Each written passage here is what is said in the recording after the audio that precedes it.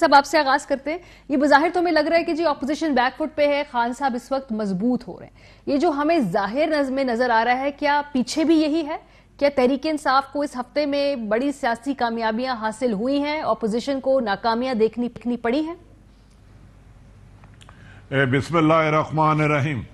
دیکھیں, بظاہر دو قدآور شخصیت جن کا کالبند 6.5 فٹ کا تھا, ان کی ملاقات کے بعد تحریک انصاف کو کامیابیوں کا سلسلہ شروع ہوا, ورنہ غالباً 11 نومبر کو جو آئین میں ترامیم کرنی تھی اسے مہر کر دیا گیا.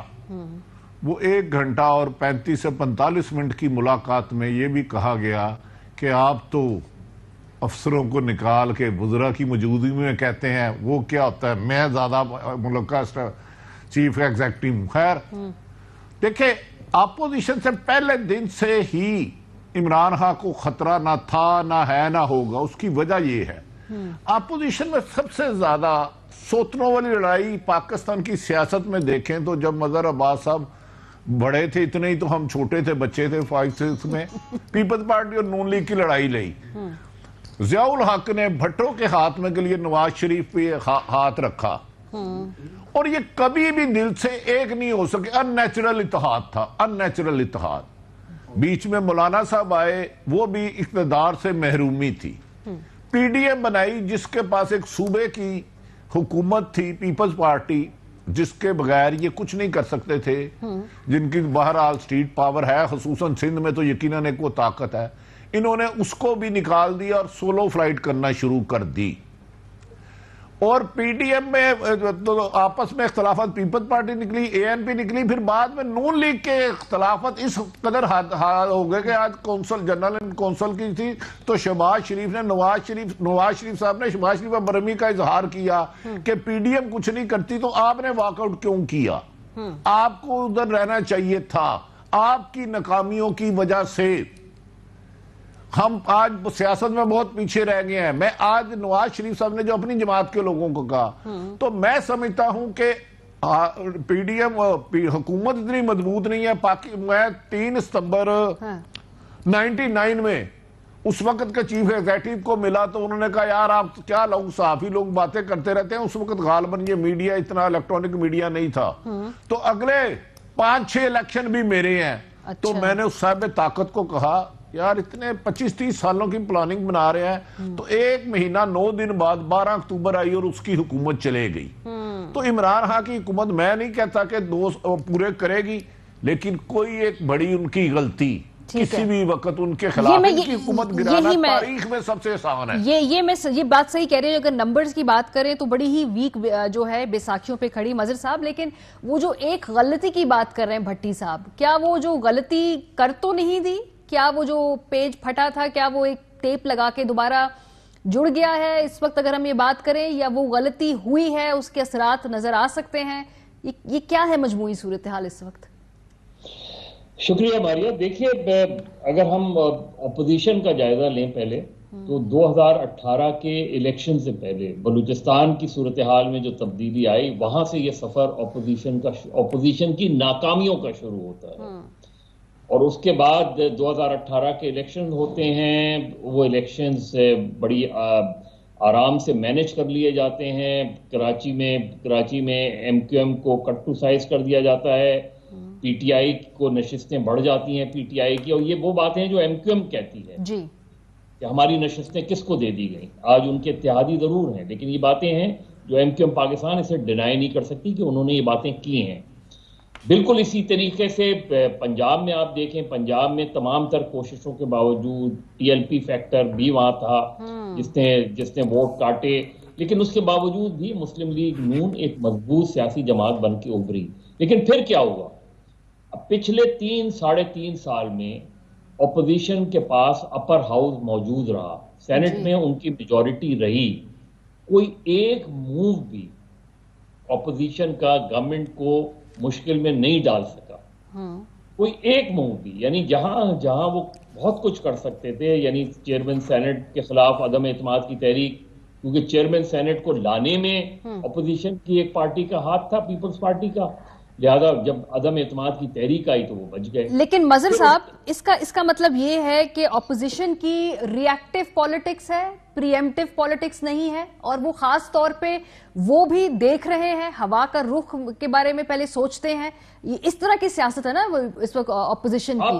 نہیں ماریا آپ دیکھو نا کہ اس 3.5 سال میں گورنمنٹ جب بھی پرابلم میں آئی ہے اپوزیشن نے اس کا ہوا کریٹ کیا، لیکن پھر اپوزیشن جھاگ کی طرح بیٹھ گئی، اور اس کا فائدہ بائی ڈیفالٹ جو ہے عمران خان کو ہوتا آ رہا ہے. آپ لانگ مارچ 1 مرتبہ 2 مرتبہ 3 مرتبہ، پی ڈی ایم ابھی نکلی دسمبر 2020 کو میں یہ حکومت 31 دسمبر کو نہیں رہے گی، دسمبر بھی چلا گیا، مولانا اکیلے جلوس لے کے چلے گئے. یہ پورا ایک سیکوینس اگر آپ دیکھیں جو 6 اکتوبر سے 20 نومبر تک کی صورتحال ہے، اس میں بھی اپوزیشن خود کچھ نہیں کر رہی تھی. وہ یہ سمجھ رہی تھی کہ بہت کچھ ہو رہا ہے، وہ یہ سمجھ رہی تھی کہ پی ایم ایل کیو جو ہے ان کے ساتھ آ جائے گی، وہ یہ سمجھ رہے تھے کہ ایم کیو ایم پاکستان ان کے ساتھ نہیں بھی آئی تو ووٹ نہیں دے گی. یہ وہ غلط فہمیاں ہیں جس میں اپوزیشن مبتلا تھی. لیکن جب فائنل ڈے آیا تو اس میں ان کے 222 لوگ موجود تھے، ایک آدھ نہیں تھا. اپوزیشن کے 10 سے 12 لوگ نہیں تھے، اور پھر بھی جاتے، یعنی اگر میکسیمم بھی اپوزیشن آتی. لیکن یہ امپورٹنٹ، یہ سمبولکلی امپورٹنٹ تھا نا، یہ جو نمبر گیم ہوتی ہے یہ سمبولکلی امپورٹنٹ. ہاں سر، سینٹ میں تو وہ آئے ہی نہیں، خود اپنے ممبران کو نہیں لے کر آئے، پھر اس کا فائدہ پی ٹی آئی نے اٹھا لیا اوبویسلی سیاسی طور پہ. یہی ہے. اس لیے عمران خان جو غلطیاں کر رہے ہیں ان غلطیوں سے وہ بیل آؤٹ ہو جاتے ہیں، وہ نکل آتے ہیں، اس لیے کہ ان غلطیوں کی نشاندہی کرنے والوں کی طاقت جو ہے وہ اب تک سامنے نہیں آئی. اور طاقت کا نہ مظاہرہ کیپٹلائز کرنے والوں کی جو تھوڑی سی کیپیسٹی ایشوز بھی ہیں. بھٹی صاحب یہ جو غلطیوں کی بات کرتے ہیں کہ پاکستان تحریک انصاف غلطی، گورننس پہ تو ماشاءاللہ وہ ٹکا کے غلطیاں کر رہے ہیں، اور یہ خود بھی ان کے اپنے اندر اب مانتے ہیں، ان کے اپنے ایم این ایز بھی، اور ان کی جو پالیسی لیول پہ اگر دیکھ لیجئے نا اتنی تبدیلیاں کرتے ہیں اپنے کیبنٹ کے اندر، خود بھی اکانومی میں کوئی بار بار تبدیلی جو ٹیم ہوتی ہے اس میں کرتے ہیں. تو گورننس میں تو غلطیوں پہ غلطیاں ہو رہی ہیں، اور یہ ایڈمٹ بھی وہ کر لیتے ہیں، بعد میں اس کو ٹھیک کرنے کی کوشش بھی کر لیتے ہیں. لیکن کیا کوئی بڑی غلطی جس کی وجہ سے آپ کہتے ہیں کہ حکومتوں کو خطرہ ہوتا ہے، وہ غلطی تو نہیں کی نا انہوں نے؟ نہیں، وہ غلطی کر دی تھی. وہ غلطی کے سیم الفاظ پہنچے تھے کہ میں ان کو گھر بھیج دوں گا. پہلے انہوں نے کہا میں اسمبلی توڑ دوں گا، اور ادھر سے میسیج آیا جلدی کرے، ہم منتظر ہیں، ہمیں اندازہ ہے آپ کیا کر سکتے ہیں. پھر دوسرا میسیج گیا، اس پر بھی کہا گیا جلدی کرے، وی آر ویٹنگ، اور دوسری طرف اور بھی تیار تھے. پھر در حقیقت اس حکومت کی غلطیوں کی آپ داستانیں لکھے نا تو سمندر سیاہی کے کم پڑ جائیں گے اور کاغذ کم پڑ جائے گا. لیکن اپوزیشن کی آپس میں نا اتفاقی، ایک دوسرے پر عدم اعتماد، پیپلز پارٹی پہلے دن سے میں نکال کے دیکھ لے کہہ رہا ہوں اسٹیبلشمنٹ کے ساتھ سیٹ ہے. وہ کسی بھی صورت میں عمران خان کی حکومت کو ختم نہیں کرنا چاہتے. میڈیا میں بیانات دے کر زندہ رہنا چاہتے ہیں، وہ الگ بات ہے. اب پہلے کبھی جو چوراہوں میں، پارکوں میں، گراؤنڈوں میں، گاؤں میں، شہروں میں، جگہوں پہ سیاست ہوتی تھی، اب صرف ٹی وی تک محدود ہو کر رہ گئی ہے. ہر سیاسی جماعت نے آپ کو زندہ رکھا ہوا ٹی وی پر، ٹاک شو پر، پریس کانفرنس پر، بیانیے پر. تو پنجاب کی حکومت، میں آپ کو یقین سے کہہ رہا ہوں، چودھری پرویز لائی صاحب کو 22 کے قریب جو آزاد کینڈیڈیٹ منتخب ہوئے تھے 2018 میں ملے، ان کے پاس نمبر گیم پورا ہو گیا. اچھا. لیکن نواز شریف فیملی کا اپنا اختلاف اسے پورا نہیں دیا، اور پھر ایک فون آ گیا، بس واٹ آر یو ڈوئنگ بھائی، نو مور. انہوں نے کہا سر وہ آپ نے تو کہا تھا. انہوں نے کہا وہ کہا تھا، اب جو کہہ رہے ہیں وہ سنیں. یہ میں لفظ دہرا رہا ہوں، اب جو کہہ رہے ہیں وہ سنیں، یہ بل پاس ہونا ہے.